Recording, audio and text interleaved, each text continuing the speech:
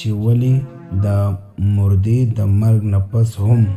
په دې دنیا کې چې کوم موجوده خلک وي هغه یادوي او کنه، او یا د دغه دنیا کې د موجوده خلکو دپاره څه دوا کولی شي کنه، او کنه د عالم برزخ دا روحونه په دې دنیا کې د رشته دارانو سره ملاویدی شي او کنه،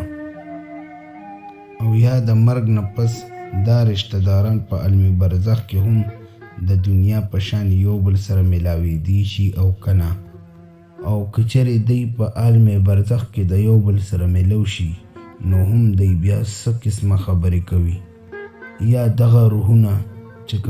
دغه روحونه خپلو رشته دارانو ته په خوبونو کې هم راځي او کنه، او یا به تاسو په دغه روحونو سره یعنی دا چې کوم تاسو نه وفات شوي دي مرده لاړ شي تاسو به همدغه روحونو سره دوباره ملو شئ او کنه.